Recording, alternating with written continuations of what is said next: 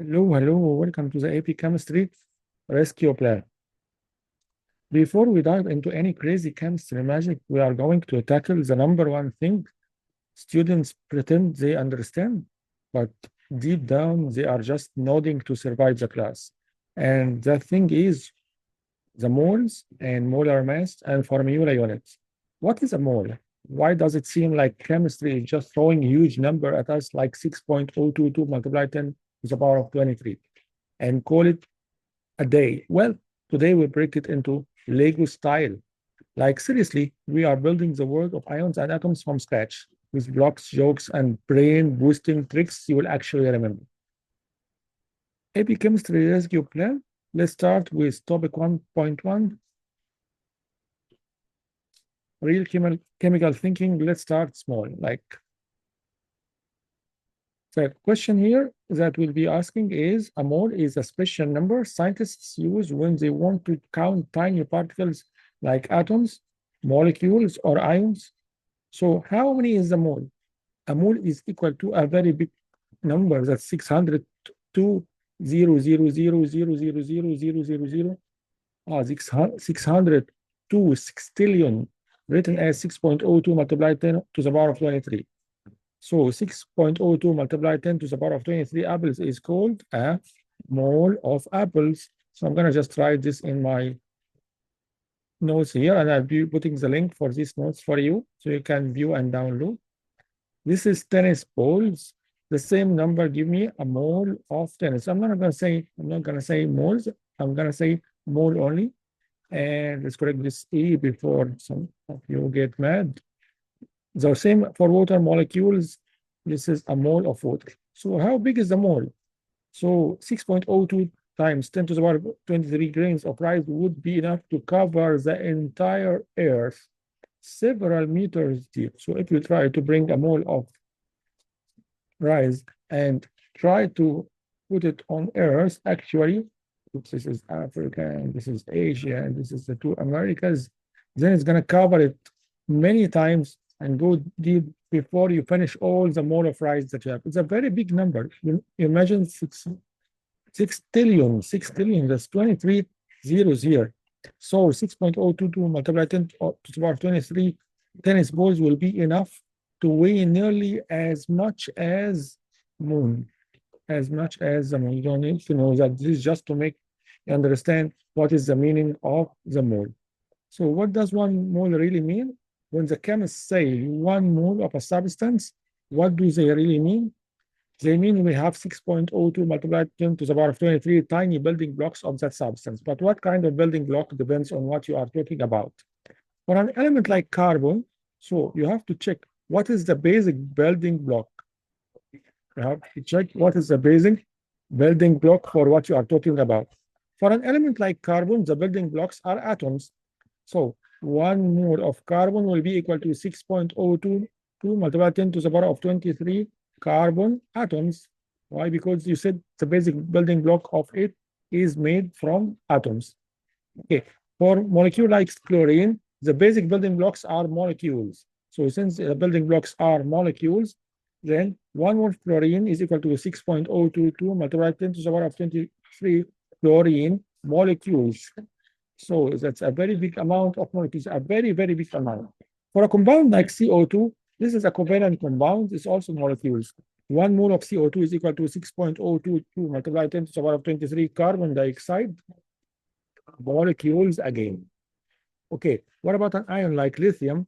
The building blocks are ions. So 1 mole of lithium ions is equal to 6.022 multiplied 10 to the power of 23 lithium ions. So we have to see this is a building block. And whatever you will write here, it will be repeated here. If it is apples, it is apples. If it is tennis balls, it is tennis balls. If it is atoms, it is atoms, molecules, molecules, and so on. But what about formula units? And many students are asking me to explain or review what is a formula unit. For an ionic compound like KPR, we count formula units. We don't say molecules. This is a very big mistake that the AP chemistry or any teacher doesn't want you to make this mistake. Never say, we don't say molecule for ionic bonds. We don't say molecules for ionic compounds, for ionic compounds, then what do we say? We say formula units. So 1 mole of KBr is equal to 6.022 multiplied 10 to the power of 23 KBr formula units. By the way, the file that I'm putting here will be found inside the description for this YouTube video, so you can download it and use it in your revision or along with the video. What is a formula unit? If you have calcium chloride CaCl2 is actually made from calcium ions and 2 chloride ions. So this is the simplest ratio of ions, that makes a neutral compound. Here, 1 calcium balances with 2 chloride ions. So every calcium ion is moving together with 2 chloride ions to form the solid calcium chloride. Okay, now we understood what is the formula unit. So it is like a replacement for the word molecule for the ionic compounds. Let's try a question and see how the exams will ask us. How many atoms are in 2 moles of sodium?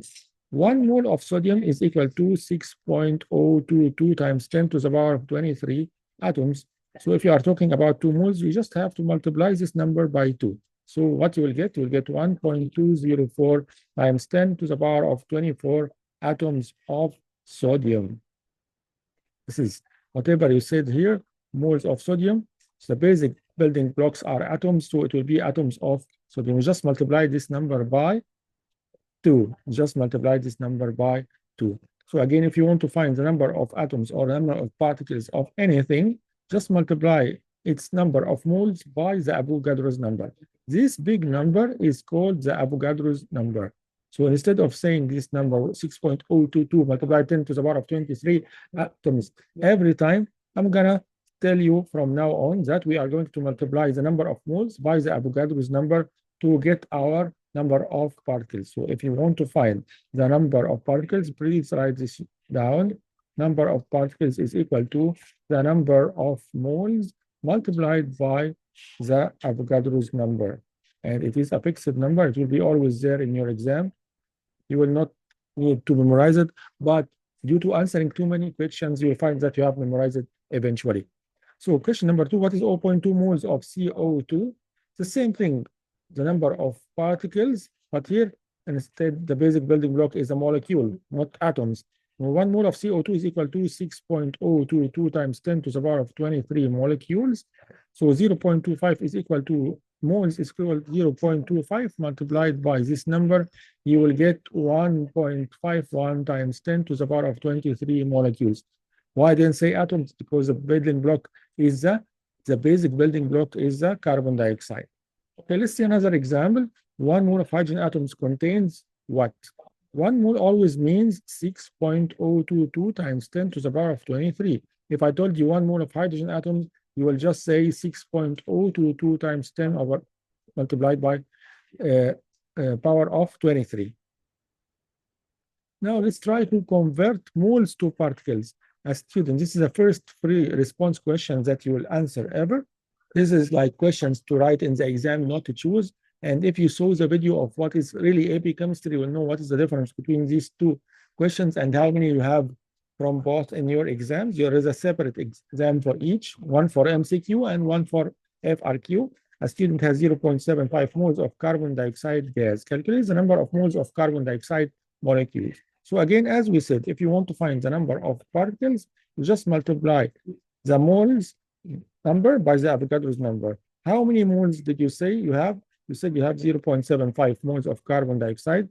So 0.75 moles of carbon dioxide multiplied by the Avogadro's number, you will get 4.52 moles. 4.52 multiplied 10 to the power of 23, sorry, not moles, molecules of carbon dioxide. So each carbon dioxide molecule has 2 oxygen atoms. So in every one, it contains 1 carbon and 2 oxygens. So eventually, how many oxygen atoms are there? Let's imagine this is 1. So if you have 1 of these, you will have, so 1 molecule, you will have 1 molecule, not molecules. You will have 2 oxygen atoms. So if you have 10 molecules, how many oxygen atoms you will have? You'll just multiply this number, which is 10 by 2. So you will get 2 atoms of oxygen, right? So if you have 1 mole or 2 moles or 3 moles, just multiply this number by whatever number you get by 2. So the total oxygen atoms is what? I multiplied the number of moles that I have. Here I had 1 molecule, so I multiplied this number by 2, so I got 2 atoms. Here 10 molecules, so I multiplied this number by 2, I got 20 atoms. 10 multiplied by 2, so 20 atoms in the 10 molecules of carbon dioxide. Now I have 4.52 moles, so I multiply this number again by the number of moles that I have, which is the number of atoms, which is 2. So again, every time I'm multiplying this by 2. If you didn't understand this very well, don't worry, because I'm gonna explain it in a very nice way right now. It's very normal to not understand this part now. And the next part is ions from formula units. Example FRQ2, sodium chloride has a formula of NaCl. How many sodium chloride ions are there in 0.5 moles of NaCl? So for every NaCl formula, I have 2 ions, Na plus and Cl minus, and the same number. So if you have 1 NaCl, you will eventually get 1 Na and 1 Cl. If you have 10 NaCl, you will get 10 Na and 10 Cl. How did this happen? Imagine you have 2 only. So let's say we have 2 only NaCl. So the 2 has divided into 2 and 2. If this is not clear for you, let's try to make it a little bit like Lego parts. If you have 1 calcium chloride Lego part, this Lego part is made from 3 parts actually. 1 calcium and 2 chlorides joined together. So if you try to break this 1 Lego part, it will break into 3 parts, 1 calcium and 2 chlorides. The sodium is the same. It breaks into 1 sodium and chloride. The aluminum sulfate breaks into 2 aluminums and 3 sulfate ions. The sodium carbonate breaks into 2 sodium and 1 carbonate ion. So if you have 1 sodium chloride, it will break into 1. But what if you have 5 sodium chloride formula units? You have 1, 2, 3, 4, 5. So every one of these is gonna break into 2. 1 sodium and 1 chloride. So see, one of them has broken down into 1 sodium, with the black, with the blue. So divided into 1 sodium and 1 chloride. What about the other one? Again, it broke down into 1 sodium and 1 chloride.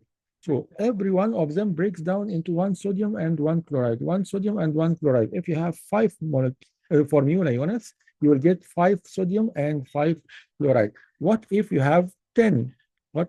The same falls for calcium chloride, but the count is a little bit different here because the ratio is not 1 to 1. The ratio, if you remember, was 1 to 2. So every time you break 1 calcium chloride, you get 1 calcium and 2 chlorides. What if you have 10? What if you have 10? I have 1, 2, 3, 4, 5. Every one of these breaks into 1 of the red and 2 of the blue. Again, the second one breaks down into 1 of the red and 2 blue. The third one breaks into 1 red and 2 blue. The fourth one breaks into 1 red and 2 blue. So you can imagine that every one is breaking into 1 calcium and 2 chlorides. So eventually, if you have 5 formula units from the calcium chloride, then it will give you how many calcium? 1, 2, 3, 4, 5. So the 5 have given you 5 calcium ions, and then 1, 2, 3, 4, 5, 6, 7, 8, 9, 10. So it gave you 10 chloride ions. So eventually it fell down according to the ratio of 1 to 2. So the ratio is always 1 to 2 in the calcium and the chloride. So the ratio is always 1 to 2 ratio, 1 calcium and 2 chloride ions. Why it is a ratio 1 to 2 ions? Because we need the charges to balance. I have 1 calcium, which is 2 plus. I cannot put 1 chloride ion to balance with it because this one charge is plus 2 and this charge is negative 1. So I have to put 2 from the chlorides every time I'm putting 1 of the calcium. So the charge here is plus 2 and the charge will be negative 2. The total charge will be 0. That's why calcium chloride always breaks down into 1 to 2 ratio. So again, if you followed me, if we have 1 calcium chloride, it broke into 1 and 2. If you have 10, if you have 5, it broke into 5 and 10, and the ratio will continue like that. If you have 10 calcium chloride, so the ratio was 1 to 2. If you have 1, it broke down into 1 and 2. If you have 5, it breaks down into 5 and 10. If you have 10, it breaks down into 10 and 20. So what does it mean? It means that you have 10 red. So you have 10 red pieces. Here are 1, 2, 3, 4, 5, 6, 7, 8, 9, 10. And you have 20 blue pieces, blue Lego pieces. So you have 1, 2, 3, 4, 5, 6, 7, 8, 9, 10, 11, 12, 13, 14, 15, 16, 17, 18, 19, 20. So it breaks down into what's following the ratio. 100 will be 100 and 200. 1,000 will be 1,000 and 2,000. Million will be 1 million and 2 million, and the ratio goes on. It's just a ratio. What if I have 6.02 multiplied 10 to the power of 23? What if I have if I have 100, here I have drawn 100, so 100 give you 100 and 200. What if I have 6.02 times 10 to the power of 23? That's 1 mole. So 1 mole of calcium chloride will fall under the same ratio. It will break of calcium chloride. It will break under the same ratio, which is 1 to 2 again. 1 mole will give you 1 mole of calcium ions and 2 moles of chloride ions, because again, it followed the ratio. Again, it followed the ratio. 1 calcium chloride give you 1 and 2. I cannot draw this one. I have drawn the 100. So I have drawn the 100, but I cannot draw as we explained together. It's too much to draw the moles, and it's nearly impossible to do.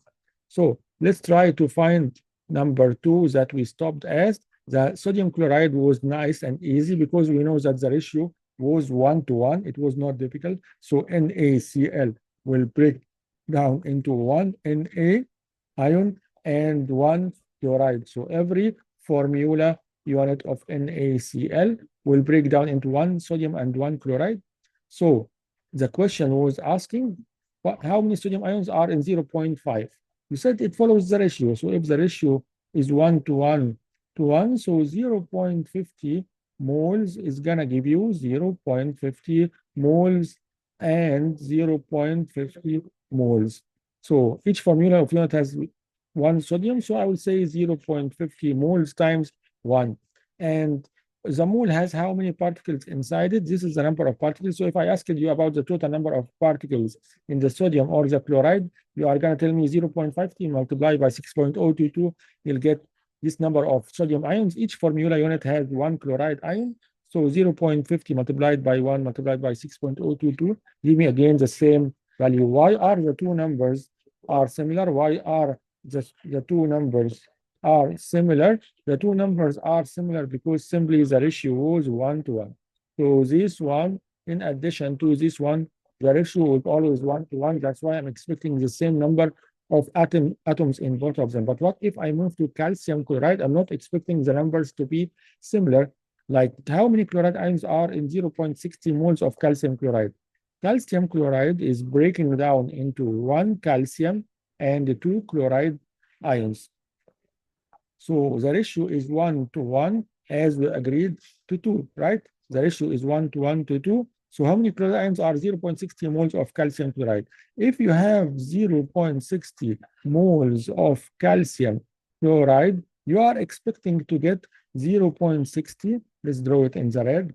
Let's keep it in the red. So you have 0.60 moles of calcium ions, and the ratio was 2. So we are having the double. You will get 1.20 moles of chloride ions. So if I asked you how many chloride ions are in 0.60 moles of calcium chloride, you will tell me 0.60 times 1, because every formula unit has 1 or 2. It's asking about chloride first. It's asking about the chloride first.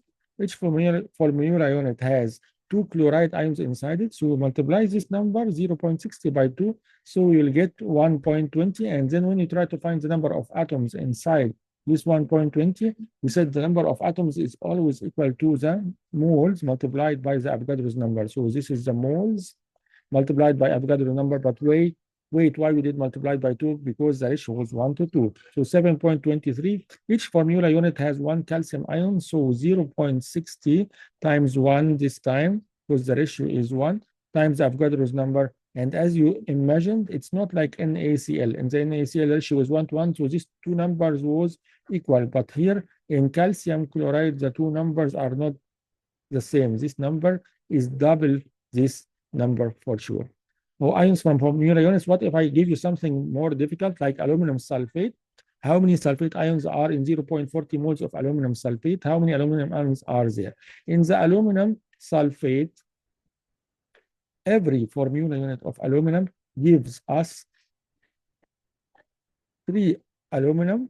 So 3 aluminums and 2 sulfates and 2.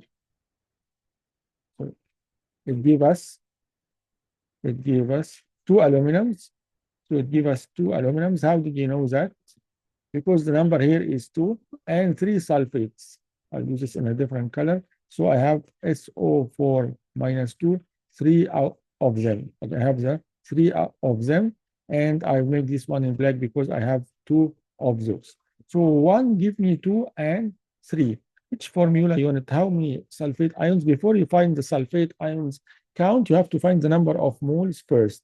So each formula unit has how many sulfate ions? This is required to multiply this number for the sulfate by 3. So if you have 1 mole, you will multiply it by 3 as the ratio is 3.